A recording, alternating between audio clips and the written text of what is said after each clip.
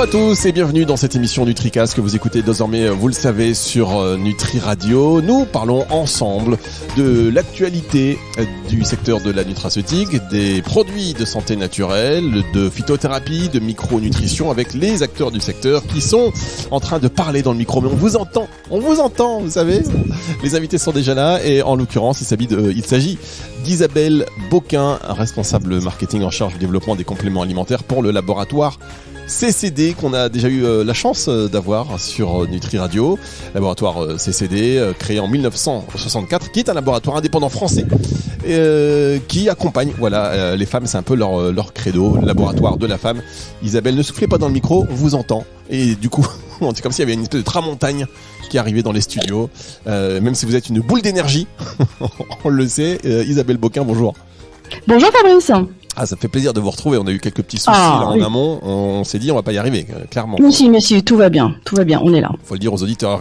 Isabelle Boquin, pour ceux qui ont le plaisir de vous connaître, ils savent que vous êtes une femme dynamique et c'est ce que vont reconnaître également nos auditeurs à travers votre pêche et votre conviction à parler de ce secteur de la nutraceutique et des compléments alimentaires. Vous vous en occupez donc pour le laboratoire CCD avec une thématique aujourd'hui qui est d'actualité. En fait, un vrai sujet. Puisque nous allons parler de l'inconfort urinaire. Inconfort urinaire qui touche particulièrement les femmes, c'est normal, laboratoire CCD en même temps, laboratoire spécialisé pour les troubles féminins, c'est normal qu'on parle de ça. Et en particulier donc là, pour démarrer, les cystites chez la femme. Est-ce que vous avez quelques chiffres justement sur cela? Oui Fabrice, il y a beaucoup de chiffres en fait sur les infections urinaires en général. Alors je parle d'infections urinaires parce que c'est très très varié, aussi bien chez les hommes que chez les femmes. Alors quand on lit la littérature scientifique, c'est une des infections les plus fréquentes dans le monde. On estime qu'il y a 150 à 250 millions de cas aussi bien chez l'homme que chez la femme, et en particulier en France, ça représente 4 à 6 millions de cas par an. Et la plupart du temps, ce sont les femmes qui en souffrent le plus effectivement. Très bien. Alors là qu'on parle d'infection urinaire, autant l'homme que la femme. Par contre, les cystites, c'est plus particulièrement la femme. Tout à fait. En fait, pour des raisons diverses, notamment anatomiques, physiologiques, les femmes sont plus sujettes aux infections urinaires pour des raisons anatomiques. Pourquoi ? Parce que l'urètre est plus petit. L'urètre, c'est quoi ? C'est le petit tuyau qui sert à vider la vessie.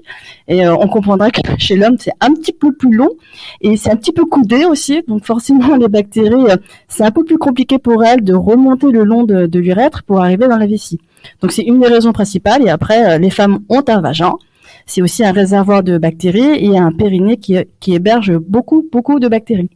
Voilà pourquoi les femmes sont plus sujettes aux infections urinaires que les hommes, c'est la raison principale. Voilà, il y en a encore d'autres, mais faut retenir celle-ci. Voilà, les femmes sont inégales face aux hommes sur ce sujet en particulier. Et alors justement, en parlant d'infections urinaires, et donc si on insiste là sur le sujet de la cystite, quelles sont les principales circonstances de la survenue de cystite ? Alors c'est très variable, mais en fait quand on regarde en fait les guidelines en fait en urologie, on voit que les principales raisons sont essentiellement liées au rapport sexuel. Pourquoi ? Parce que les bactéries en fait qui sont responsables des infections urinaires sont d'origine intestinale. Rectale, on va dire, et donc tout ce petit monde colonise de manière très joyeuse tout le périnée féminin, et lors des rapports sexuels, la remontée de ces bactéries est favorisée en fait à ce moment-là, donc par l'ouverture du miel urinaire, et donc elles arrivent à s'accrocher aux parois et à remonter tout doucement mais sûrement le long du rectum pour atteindre ensuite la vessie. Donc c'est un des facteurs numéro 1, mais pas que. Il y a aussi le fait d'avoir des infections vaginales. Par exemple, les femmes qui souffrent très fréquemment de mycose et de vaginose sont également plus sujettes à faire des infections urinaires parce qu'elles ont un microbiote vaginal altéré qui participe également à la protection contre les infections urinaires chez la femme. Bien. Est-ce que c'est vrai qu'avec justement avec l'âge, ce sont des pathologies, on va dire, ou des symptômes qu'on connaît de plus en plus lorsqu'on est une femme, les mycoses notamment. Oui, il y a une incidence qui est en augmentation chez la femme, et en particulier après la ménopause, parce qu'il faut bien distinguer deux types d'infections urinaires. Donc chez la femme jeune qui est pas ménopausée, donc la raison principale c'est lié au rapport sexuel, et chez les femmes ménopausées, c'est une autre raison qui est liée notamment à la ménopause, c'est ce qu'on appelle le SGUM. Alors le SGUM, c'est un acronyme qui est très utilisé chez les gynécologues. C'est ce qu'on appelle le syndrome génito-urinaire de la ménopause. Et tout ça, c'est lié justement à cette absence de sécrétion hormonale qui ont un rôle très protecteur au niveau du vagin, au niveau de tout le tissu, tout le tractus urogénital, ce qui fait que les femmes ménopausées sont plus sujettes aux infections urinaires et également vaginales et d'autres désagréments, malheureusement, qui leur arrivent, entre autres. Bien, alors, et c'est la particularité un petit peu de cette conversation aujourd'hui qu'on a ensemble, parce qu'on va insister sur les infections urinaires post-coïtales. Voilà, il faut appeler un chat parce que c'est largement c'est après les rapports que ça va survenir et ça arrive très fréquemment, vous le disiez tout à l'heure. Oui, en fait, on parle souvent de la cystite de la nuit de noces parce qu'il fut un temps, les femmes avaient leur premier rapport sexuel au moment où elles venaient de se marier. Donc au moment où elles avaient leur premier rapport sexuel, donc le jour de la nuit de noces. Donc, maintenant, on se doute bien que c'est plus pareil, mais souvent, les premières cystites arrivent au moment où les jeunes filles, les jeunes femmes ont leur premier rapport sexuel. Et on voit qu'il y a une incidence qui augmente entre 18 et 20 ans. Donc ça correspond à peu près à la moyenne d'âge des premiers rapports sexuels. Voilà, et donc c'est vraiment le principal facteur des premiers inconforts urinaires qui arrivent chez les femmes. Alors Isabelle, comment on peut éviter justement de manière naturelle, comment on peut prévenir ces infections urinaires post-coïtales ? Alors déjà, il y a des règles hygiéno-diététiques qui sont très simples à suivre parce que la première chose qu'il faut faire quand on est sujette aux inconforts urinaires et aux cystites en post-coïtal, donc après les rapports sexuels, c'est tout simplement d'aller faire pipi. Pourquoi ? Parce que tout de suite après un rapport, il est fortement conseillé pour les jeunes filles et les jeunes femmes d'aller aux toilettes parce que ne pas attendre que les bactéries aient le temps de se fixer à la vessie grâce au flux urinaire, en fait, qui va faire un effet chasse d'eau et qui va éviter que les bactéries s'accrochent et donc provoquent une infection urinaire. Parce que l'adhésion est primordiale pour démarrer une infection urinaire. D'accord. Donc, c'est la première chose à faire. Donc, s'il faut faire pipi, forcément, il faut boire fréquemment. Parce que si on boit pas assez, si on va pas souvent assez aux toilettes, on ne provoque pas assez souvent cette chasse d'eau qui va permettre de décrocher les bactéries naturellement et d'éviter qu'elles s'infectent, qu'elles s'installent et qu'elles provoquent une infection. Et ben voilà, donc quand vous faites une petite soirée romantique, si madame boit un verre d'eau, c'est plutôt bon signe. Et voilà. Comment dire, un verre de vin, non, un verre d'eau. Non, mais en fait, voilà, c'est important aussi de préciser ça, de bien s'hydrater, puisque là, en l'occurrence, dans ce cadre-là, uriner après un rapport, eh bien, ça permet d'éviter les infections urinaires post-coïtales. C'est important, on ne le dit pas assez. Alors, par contre, je voudrais savoir pourquoi vous précisez les jeunes filles, les jeunes femmes. Est-ce que c'est pas valable à tout âge finalement ? C'est valable à tout âge, mais c'est vrai, c'est bien de le dire dès le plus jeune âge, dès les premiers rapports, pour éviter justement que les femmes enchaînent cystite sur cystite, parce que à force de les faire, ça fragilise un peu, et puis c'est vrai que ça pourrit la vie, et ça pourrit aussi la vie au niveau sexuel chez les jeunes femmes. Ben oui, et on rappelle pas, et franchement, c'est vrai que c'est pas quelque chose que l'on va rappeler, même au lycée, dans les cours d'éducation sexuelle, ou quand on va aborder ces chapitres, c'est pas des choses qu'on va dire, alors que ce sont des réflexes à prendre qui sont plutôt bons pour la santé. Tout à fait. Bien, alors Isabelle, je vous propose est-ce qu'il y a d'autres conseils comme ça, un petit peu très pratico-pratiques pour les éviter, ces infections urinaires post-coïtales ? Alors, boire beaucoup, uriner souvent, surtout après les rapports, avoir aussi une hygiène intime adéquate, parce que comme on l'a dit tout à l'heure, les femmes qui ont beaucoup d'infections vaginales, comme les mycoses, les vaginoses, c'est pas un terrain très favorable pour éviter les infections urinaires. Donc, il faut aussi bien prendre soin de son microbiote vaginal, avoir une hygiène intime adaptée. Bien, vous avez terminé la phrase comme ça, de manière catégorique, une hygiène intime adaptée. Voilà, on rigole pas avec ça. Avec les savons qui décapent. Quand on écoute les gynécologues, faut savoir que le vagin, c'est auto-nettoyant, entre guillemets. Donc, normalement, pour laver, faut juste laver un petit peu d'eau savonneuse et de savon. On nettoie tout ce qui dépasse, entre guillemets, tout ce qui est à l'extérieur, et le reste, on n'y touche pas. D'accord. Bon, écoutez, c'est des indications assez précises. On parle, et oui, chers auditeurs, on parle de tout, sans tabou, avec beaucoup de côté pratico-pratique, parce que ça fait partie des choses qu'il faut évoquer. Ça fait partie de l'éducation, tout simplement, à tout âge. Et vous savez que ce genre d'informations, il y en a qui l'apprennent sur le tard. Et elles se disent, mais mince, c'est dommage. Donc, on parle des troubles urinaires, des infections urinaires post-coïtales, et on va revenir dans un instant sur des solutions, notamment évidemment sur Nutri Radio et NutriCast. Eh bien, on va voir ce que la nutraceutique peut faire pour vous. C'est juste après ceci.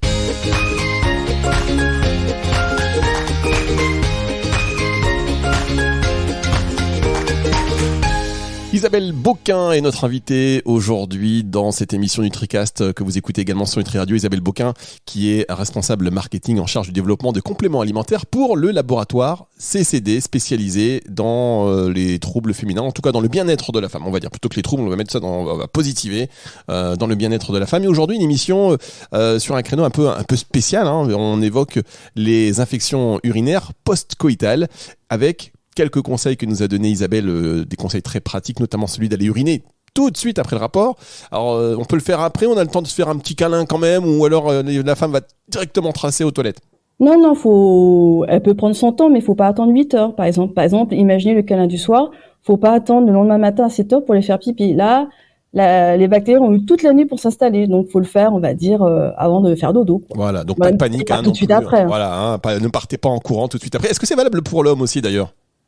Non, les hommes en fait font des infections urinaires, mais c'est pas. En général, c'est assez carabiné. C'est vraiment des infections urinaires graves telles que les prostatites ou les urétrites. C'est souvent lié à des MST et en général, ils font moins d'infections urinaires que les femmes. Ils ont moins ce souci. Heureusement pour eux, mais ils n'ont pas besoin d'aller faire pipi après. Bien. Alors, on va parler de toute autre chose maintenant. Enfin, en tout cas, du côté un petit peu accompagnement, on va dire, notamment en ce qui concerne les compléments alimentaires dans le cadre d'infections urinaires.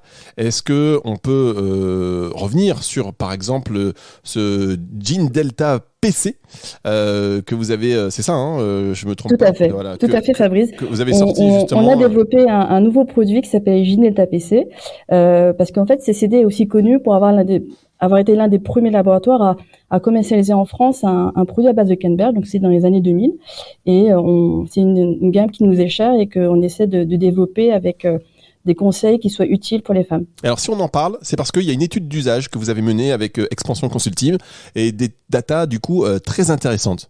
Oui, tout à fait. En fait, ce qui est vraiment intéressant avec ce produit, donc je vous cache pas que ce produit contient entre autres de la Canberge, puisque c'est vraiment notre ingrédient phare entre guillemets qui nous ressemble.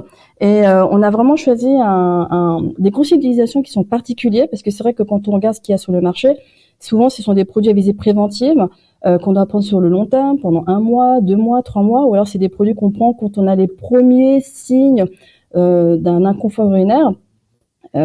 Et c'est pas souvent précisé à quel moment il faut les prendre. Là, on a vraiment fait le choix de préconiser une prise en particulier autour des rapports sexuels, donc soit avant, soit après un rapport sexuel. Parce que parfois, le fait d'aller aux toilettes, ça ne suffit pas. L'étape la plus importante, c'est d'éviter que les bactéries adhèrent à la paroi de la vessie, l'urètre et la vessie. Parce que sans adhésion, vous n'avez pas d'inconfort urinaire. Et c'est là que jouent tous les produits que vous avez sur le marché. Et ça ne marche que quand on n'a pas beaucoup de bactéries dans la vessie. Quand on a un inconfort qui est bien carabiné, c'est déjà un peu trop tard. C'est pour ça qu'il ne faut pas prendre de produits à visée préventive quand on a un inconfort urinaire qui est bien symptomatique. Voilà. C'est oui, vraiment... Évidemment. Voilà. Donc là, on est dans l'anticipation. Dans l'anticipation. On est vraiment dans l'anticipation, exactement. Parce que à ce moment-là, il n'y a pas encore beaucoup de bactéries, mais il ne faut pas attendre qu'elles se multiplient et qu'elle se fixe à la paroi et qu'elle commence à démarrer toute cette étape préliminaire pour un inconfort urinaire. Voilà, donc c'est très important d'agir le plus en amont possible et donc autour du rapport, donc ça peut être avant ou ça peut être après. Très bien. Et justement, est-ce que les propriétés anti-adhésives de la Canberge ont un lien, enfin j'imagine direct, avec le fait que vous l'utilisiez dans ce produit ? Oui, bah clairement. C'est vrai qu'au niveau de la réglementation, on est très limité au niveau de la communication, mais c'est vrai que la Canberge est archi connu du grand public, en particulier des jeunes femmes. Et c'est vrai que c'est un repère pour identifier un produit en lien avec le confort urinaire. C'est vrai qu'on ne peut pas tout dire parce que la réglementation est escalée, il faut la respecter bien évidemment, mais après bon, il y a un emploi, une utilisation un peu empirique.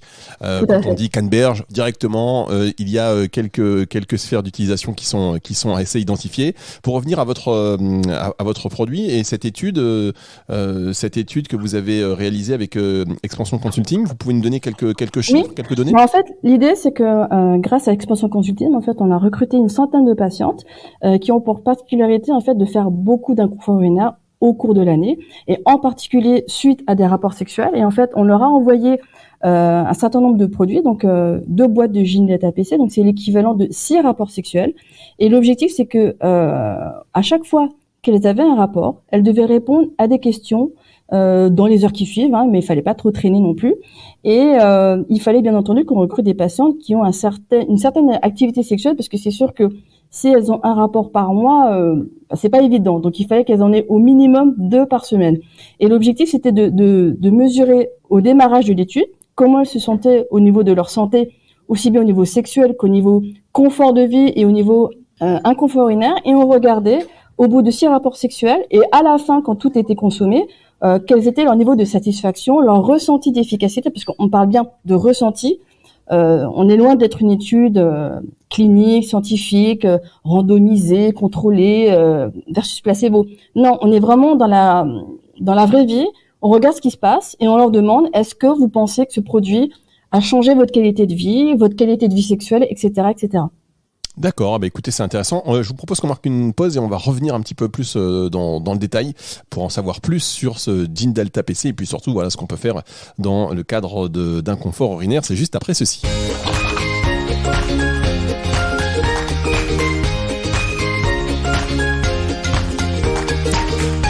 Le retour de cette émission NutriCast que vous écoutez aussi sur Nutri Radio. Vous le savez, alors on parle d'inconfort urinaire aujourd'hui. On a vu un petit peu les causes. On a vu que les femmes étaient plus particulièrement touchées quand il s'agit de cystite, parce que sinon c'est les hommes comme les femmes.